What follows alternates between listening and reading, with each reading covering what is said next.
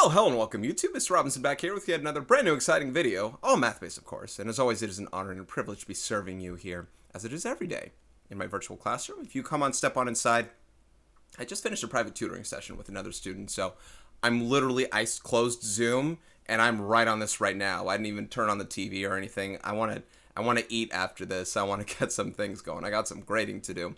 Not that I'm going to rush through this thing, but if I sound like I'm talking a little faster than normal, it's because my tummy is making the rumblies.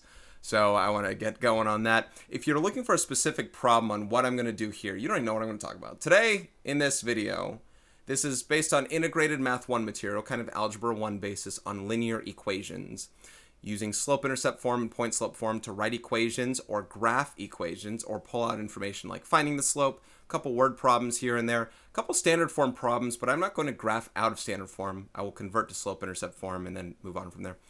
Anyway, if you're looking for a specific problem on this, I'm going to put up a PDF in the description section down below, as well as the problem numbers and timestamps on YouTube. So make sure you check those ones out and it will help you. Without further ado, guys, I'm going to go ahead and get started. And let's start off here with number 1, a word problem. And these are all actually 1, 2, and 3 are all part of the same kind of bits in this word problem here. Number 1, a car can travel up to 105 miles per hour. If the car could travel continuously at this speed, write an equation that gives the number of miles that the car would travel in X hours. So if you ever have trouble with word problem equations, and this is one of the more basic variety because there's no constant on top of the rate, but you know, the number of miles y is dependent on the number of hours traveled with your speed. If I go 105 miles per hour for 1 hour, I've gone 105 miles per hour, or 105 miles. It might even help for me to complete the table first and talk about it, but the idea is 1 hour is 105 miles, 2 hours is another 105 miles on top of it, that's 210 total miles. What you're doing is you're taking the number of hours that you're taking your rate, 105 miles per hour, and you're multiplying it by the number of hours that you are traveling, and that gives you the number of miles traveled. So it's y equals 105x. This 105 in a way is going to be your slope. Rate is slope here. And you can, I'm using the rest of these, 105 times 3 or plus another 105, we get 315 miles. And then we get 420 miles here, and then 525 miles in total. I think at some point traveling this amount as a car, you end up getting pulled over, I think, at some point. I don't know. Maybe you beat the cops. I don't know what's going on there. All right, graph the points and label them. Now, one thing they didn't actually really show here, and it's okay, but they didn't show what happens at 0 hours. And we'll talk about that with this graph and what we should do here. Labeling, let's see. 210 is right here. So that is after, that's at 2 miles here. Let me plot the ones I can totally see. 202, 210, and there's 4, 420. I can see those ones. So that means the numbers in between, halfway from 210 is 105, and halfway to 2 is 1. So that must be this point right here. This is 1, 105. I kind of don't personally like labeling these myself. It's kind of hard to write them all. 3, 315, and then 5, 525. Now, whether or not I plot the one with 0, because I didn't complete that in the table, I want you to understand that this should be a continuous graph, at least starting at 0 hours, because it just goes to show that, you traveled during the entirety of that time, and we are going to continue on that rate. So any of these points within could also be considered, including 0, 0. When you continue on the line, that's what it'll hit. What 0, 0 means is after 0 hours, you've traveled 0 miles. And I think that makes sense here. Unless it says you've already traveled 600 miles, something like that. But that's all that's stating there. So that's numbers 1, 2, and 3, kind of in a nutshell. They're all part of the same problem and thing. All right, number 4, 5, and 6. State whether the linear equations are in slope-intercept form, point standard form, or neither. Now, slope-intercept form, let me write these things out in case we don't hit one of them, or so you can see how we can tell that they are in one or the other. Slope-intercept form is an equation that shows your slope and your y-intercept. It's y equals mx plus b. M represents the slope. That's some rise over run. We'll get into that when we actually start graphing.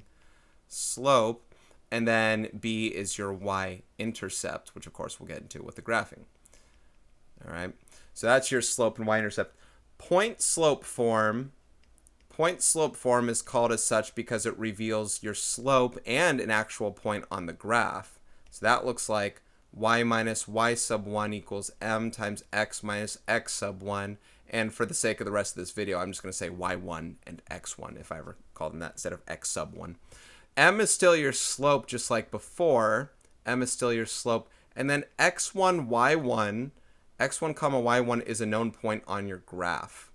That's a known point on your graph, not necessarily the y-intercept. It could be any xy value. Standard form, the last one, I don't know where I can fit it, I guess way up here. What color? Not green because I'm using it there. Standard form is written like ax plus by equals c. Now, I'll let you know right now, neither a, b, nor c actually do represent graphical features. Like as in they're not the slope, they're not the y-intercept, they're not a known point. I can rewrite things and I can use some calculations to help find things such as intercepts here. But this standard form is just as that. The numbers are just something until we rewrite it in a different form.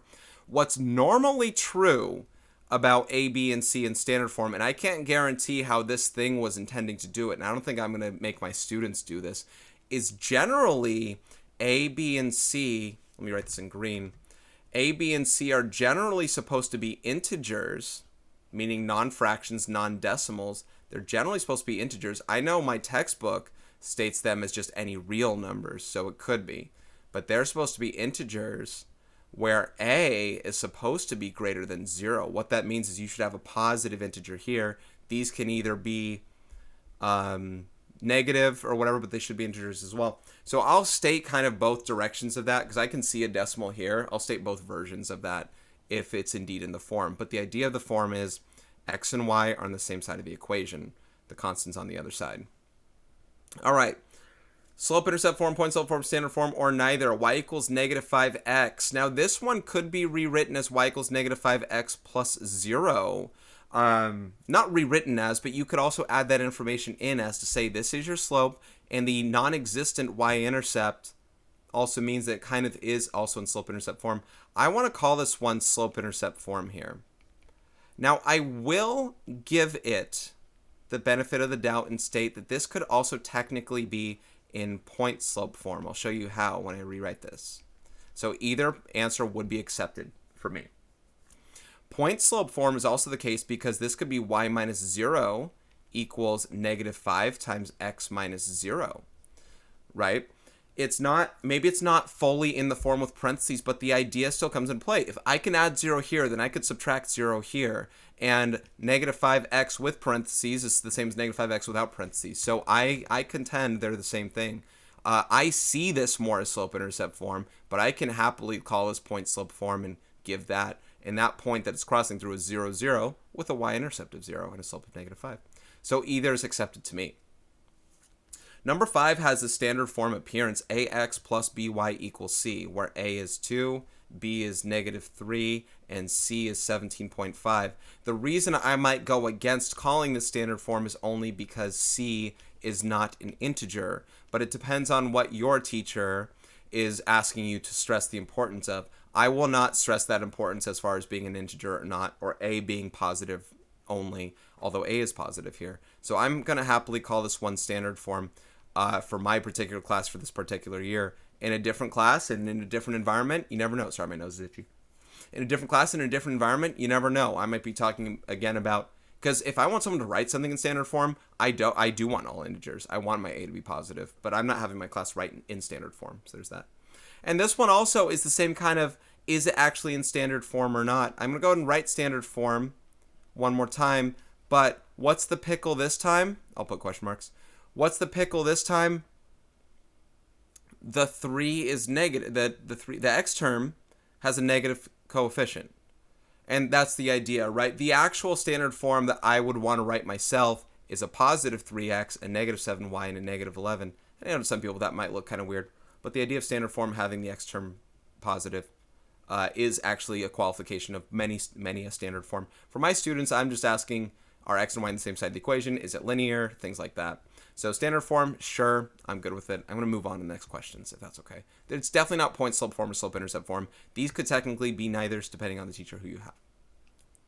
All right, find the slope of each line. The slope that goes through 4, 1 and negative 2, 3. Now, there are two different ways that I can go about doing this here. One is by seeing the graph, which I'll probably point more to on numbers 10 and 11.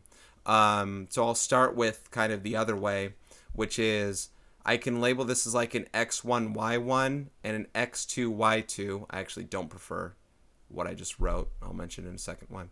So my slope here, it's the equation for slope of a line is y2 minus y1 over x2 minus x1. All right, so that'll be negative 2, oh, excuse me. That'll be 2 minus x1. That'll be 3 minus 1 over negative 2 minus 4. So that's 2 over negative 6, and that reduces to negative 1/3. The only thing I didn't like about what I wrote here is I generally like my run to be positive for just a lot of different reasons. My students know that. I like my run to be positive. I would have rather done 4 minus negative 2 and then 1 minus 3. Regardless, I still get a negative 1/3 slope. Now, if I did draw a graph of this, and I'll do a very rough version of a graph, 4, 1, let's see. So 4, 1 is over 4 up 1 right here. Negative 2, 3 is like that. It's a little higher and it's definitely to the left. So does this make sense that this is a negative 1/3 slope? We go from negative 2, 3 and over to 4, 1. We run a certain amount. We fall a certain amount. We run from negative 2 to 4. That's a run of 6. We fall from 3 to 1. That's a fall of negative 2. You get that same rise over run, fall over run thing. Negative 2 over 6 is negative 1/3. Anyway, so that slope is negative 1/3. This next one, this is point slope form. If you can notice here, this is that y minus y1 equals m times x minus x1. Y minus y1 equals m times x minus a negative 1 is plus 1. So the m is the slope here, that negative 2/3, that will be your slope on this guy. If you're in point slope form, you can recognize that. There's nothing else I have to do with the problem. I'm recognizing and identifying that as slope. Excuse me. And the last one, number 9, this is standard form. Excuse me. I like inhaled air. That sounds dumb. But you know what I mean. Went down a wrong tube with nothing. Number 9, this is in standard form, but as you recall, standard form does not reveal things like slope and y-intercept. Slope-intercept form would. So if I could rewrite this number 9 so that it's in slope-intercept form, that would properly give me what my slope is. So to get in slope-intercept form, I'm going to subtract 5x from both sides here. I'm trying to get y by itself.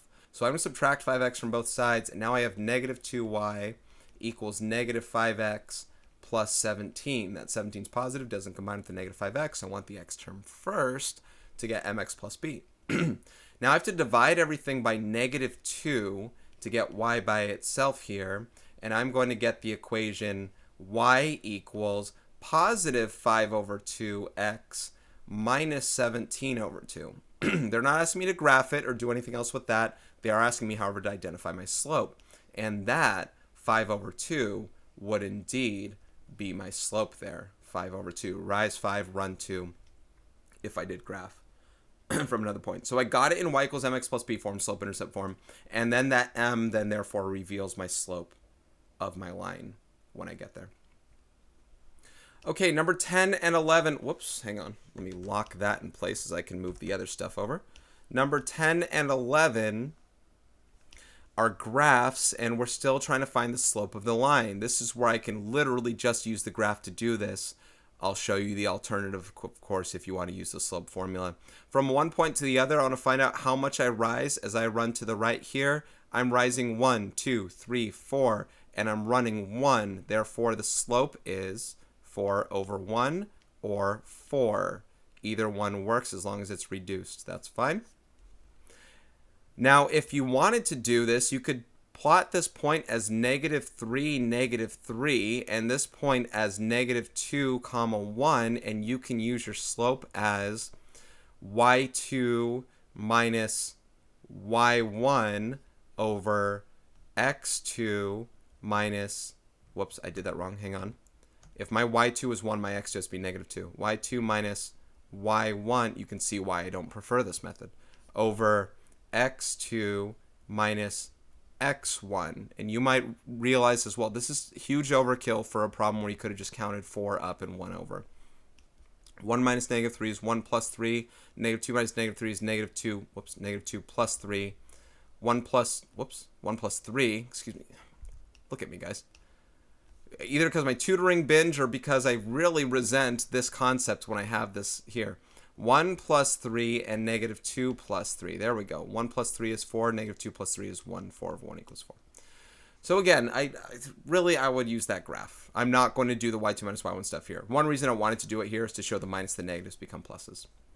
You can use that. All right, and number 11 here, how much am I falling as I run to the right? And I keep saying run to the right because that's a positive.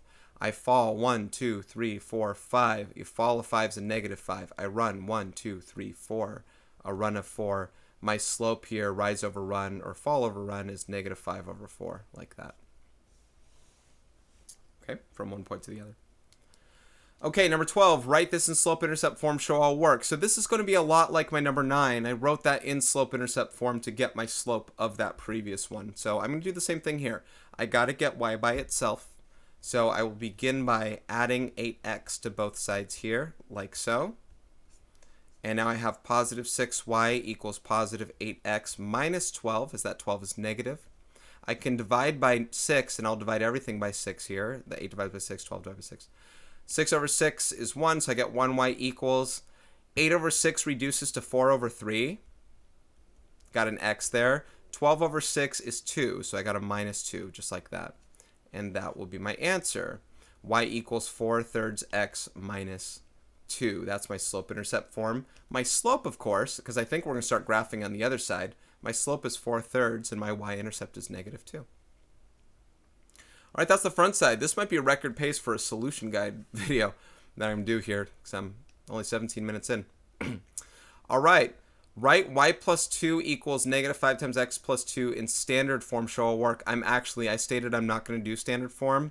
I'm going to change this, and my students will already have the change or they'll be made aware of it. I'm going to ask for slope-intercept form here. I'll happily do standard form for people who want to see what that looks like. I don't mind. However, it's just going to be one step. I'm going to be one step away from doing that afterward, actually, because there's no fraction dealios.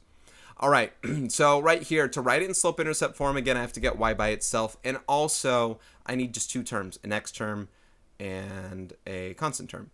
So I'm going to distribute the negative 5 into the x and the 2, and I get negative 5x minus 10. On this side, I have y plus 2 equals. If I subtract 2 from both sides here, like this, I will now get y equals negative 5x minus 12. There's my slope-intercept form there. All right, that's slope-intercept form. If you want standard form, if you want to see what that looks like, all I got to do is add the 5x over to both sides. Add the 5x over, and I'll get 5x minus y equals negative 12. There's your standard form if you really want that.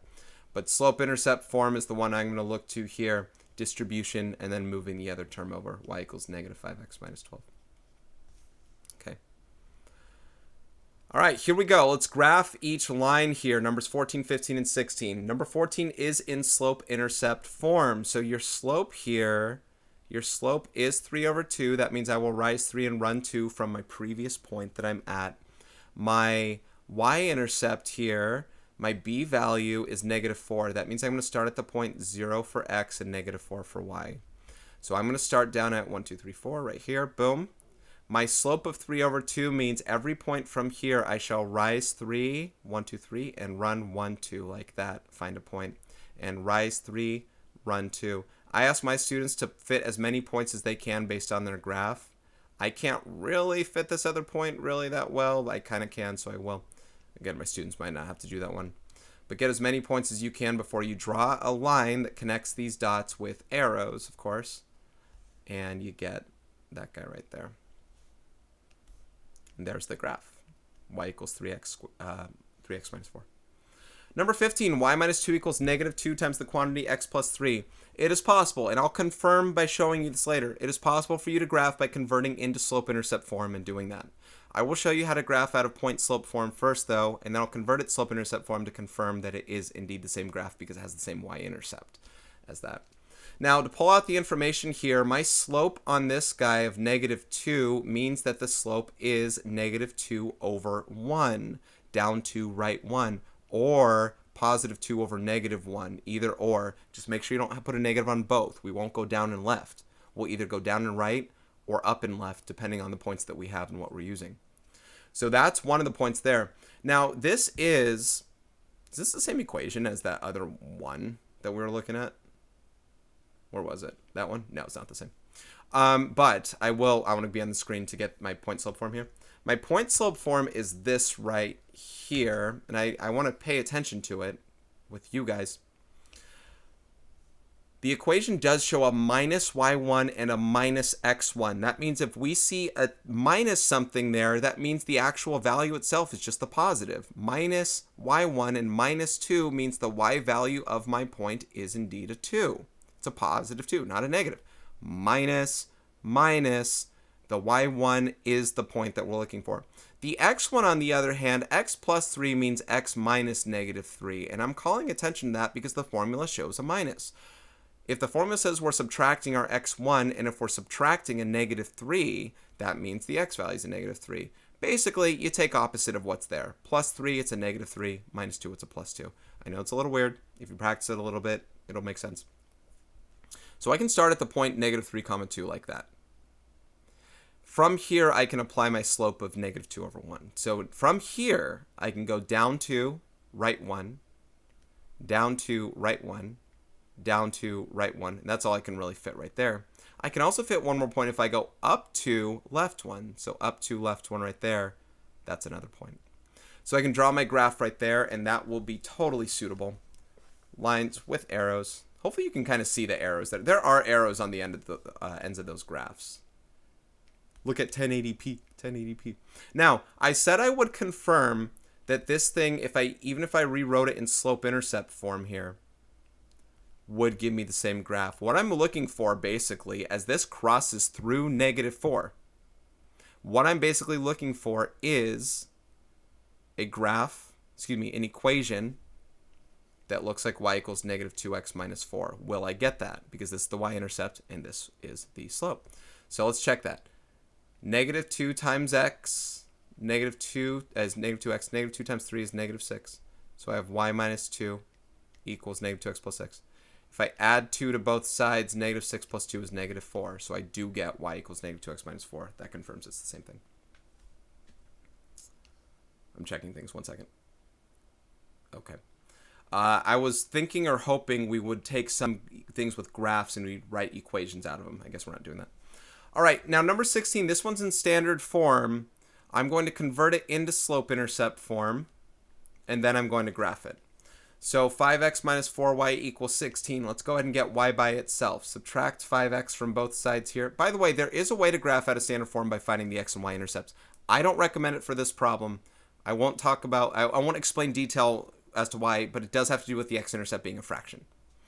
And the only thing I'm really happy with being fractions are my slopes. Anything else, like points, not really. Okay, so -4y equals -5x plus 16. The reason I bring that up is not for my students, it's for other classes, if I have a future class or whatever, or if I have other people that are just jumping in and seeing this video and they're saying, why aren't you doing that? Besides that, for my students, I'm just not. This is the preferred way, actually, no matter what. So I'm dividing everything by -4 here, and I'll get y equals +5 over 4. Remember, negative divided by negative is a positive. +5 over 4x. Positive divided by negative is a negative. 16 over 4 is 4, so that's a -4 there. So I'm in slope-intercept form now. I have a y-intercept of -4, -4, -4, -4. They sure like their -4s, don't they? I have a y-intercept of -4. I'm going to plot that there. And I have a slope of +5 over 4. So I'm going to rise 5 and run 4. And honestly, this is really the only point I can actually kind of fit here. So with that point and the y-intercept value that I have, 2 points can make a line. Looks good. I'm just going to go ahead and draw the line through that a little better than that. Just move it. And there's my line that goes through. kind of feel compelled to make bigger arrows. I think sometimes my students don't actually see those arrows. Maybe because Zoom's a little blurrier. I don't know. Anyway, those are my 3 things there. And like I said, you might, every so often you might be asked to write equations from graphs. I mean, I'm not going to do that here, but if you saw before, we had these graphs like these ones here. I could write an equation pretty easily because I just need slope-intercept form. I just need my y-intercept. I just need my slope like we found and the y-intercept like you can see. Right? So just to kind of have fun with it here, this would be y equals negative 5/4 x minus 1. Okay? That's slope-intercept form. I already have the slope from what I did and the y-intercept across there. This one, you can't see the y-intercept. You can either imagine what it's going to be by going up 4 over 1 over and over, or you can do point slope form. I can choose this as like an x1, y1 right here. And I could do my y, it's a weird looking y. I could do y minus y1 equals m, my slope was 4, m times x minus x1 minus a negative 2 is plus 2. So there's another equation of that line there. So again, I'm not tasking you on the practice test to do it. I'm just saying that, hey, these are possible things. I have a lot of time to play with here. So I thought I'd show you guys those things there. You can do it once you identify what information you need. Because if we can graph it, we should be able to go backwards. All right, here we go. A few more problems. These are all part of the same thing. So 17, 18, 19, 20 is for all this. You plan to spend $30 on burgers that cost $5 each and fries that cost $3 each. If you buy one burger, how many batches of fries can you buy? So you're not spending $30 on burgers. You're spending $30 on this here. So, okay, so this is kind of a non-equation format because later we're going to write an equation and stuff. So if I have $30, I'm going to spend $5 on a single burger. They cost $5 each. I buy one burger, I have $25 remaining. So this is initial cost. Initial cost. This is burger cost. This is remaining cost right there. How many batches of fries can you buy? Basically, how many amounts of $3 can I spend to get up to 25? Well, 25 divided by 3 is 8 with a remainder of 1. Basically, that means I can buy 8 orders of fries and I'd still have $1 remaining. Not that you have to mention the dollar, but that's how many total. You can't say, can I buy another third of an order of fries? It doesn't really work that way. So anyway, there's that. It's kind of weird they kind of asked that question first, but I guess it's a logical thing that you work on first, and then you do this.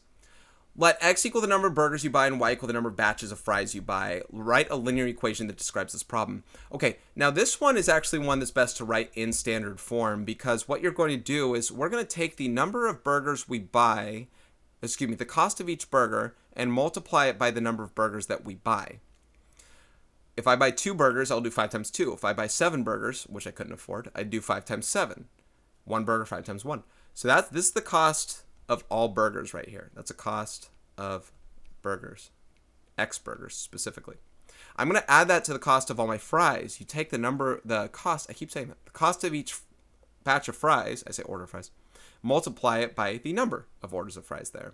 This is cost of fries. When you add up how much you spend on burgers and fries, apparently, now I don't like the concept of this problem. I'll explain why. Eventually, you've spent $30. Okay, when you add the cost, because that's how much money you have. You plan to spend 30. Oh, okay, never mind. Then I guess I'm okay with the problem. So anyway, that's my equation. 5x plus 3y equals 30. That is a linear equation. It's in standard form. I'm not ready to graph out of that form just yet. This is one I could graph out of standard form and get the intercepts without fractions, but I'm going to do slope-intercept form on this, if that's okay. So standard form there. Now they say graph the line below for number 18, so I'm going to get y by itself. Okay, and I'm going to subtract 5x from both sides, and I'll get 3y. That didn't quite cancel out there. There we go. I'll get 3y equals negative 5x plus 30, and I divide both sides by 3, everything by 3, and I'll get y equals, I'm really hungry now that I'm reading this problem, negative 5/3 x plus 10. So 5 divided by 3 is 5/3, or negative 5/3. 30 divided by 3 is 10. So I'm going to do some things with you on this problem here. I'm going to interpret this on top of just a lot of different things.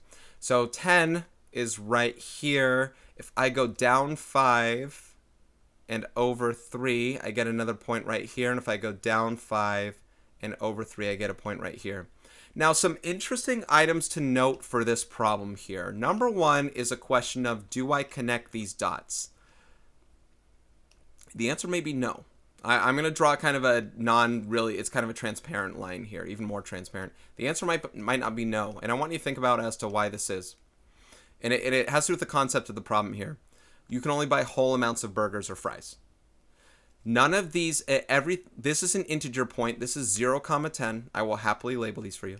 This is 3, 5, and this is 6, 0. Nothing between, these are all integer sets here. Nothing between here ever hits any other integers on burgers and fries. It kind of gets close, but it never actually does. If our true plan is actually to spend $30, that means not $29, but $30. These are the only 3 ways that you can spend $30. Either buy, and here's the interpretation, X is number of burgers, Y is order of fries. You could buy 0 burgers, 10 orders of fries. That'll make you spend $30. You could buy 3 burgers and 5 orders of fries. That'd be $15 on burgers, $15 on fries. And that would get you $30. Or you could buy 6 burgers and no fries. And that would be $30 as well. $5 per burger is $30. Nothing in between here will get you that. Yeah, if I buy, 0.8 burgers, and no, see, they don't do that. The reason why I said I didn't like the concept of this problem is because I don't like the idea that you got to spend all $30. Even the first problem, we don't spend all $30. We spend $29. We buy 1 burger, 8 orders of fries. We spent $29. We still have $1 left over. So I don't like the concept of that. I wish it was a less than or equal to, which means we could buy 1 burger, say, and 8 orders of fries. And even though, just like the thing said, and even though it's $29, it's still acceptable. Anyway, that's more of a philosophical debate, but that goes to the question, do we connect the dots? I think this answer is no. Unlike the race car, I don't think it's a race car, but unlike the driving problem, the car's problem driving, where everything's continuous, this is much more discrete. We can only land on these amounts here, and that's it. Now, the other thing I was going to interpret here, so the y-intercept interprets this way, how many orders of fries you buy without buying any burgers. The slope is kind of an interesting thing here as well. You have to think of, this is rise or fall. So fall 5 is going down 5 on y. Y happens to do with orders of fries. So -5 fries orders divided by 3 burgers. What this interpretation is saying is this, and I'm going to type this. Then I'm going to go to the last problem here. This is telling you for every 5 orders of fries not purchased because it's a negative, you can purchase another 3 burgers. I hope that makes sense there. For every 5 fries I don't buy, I can buy another 3 burgers. For every 5 fries I don't buy, I can buy another 3 burgers. That's part of the rate. That's that explanation as to how that rate works. That's just a slope interpretation. And lastly, number 20, use your graph to approximate how many burgers you can buy if you bought 6 batches of fries. See, now they're going back.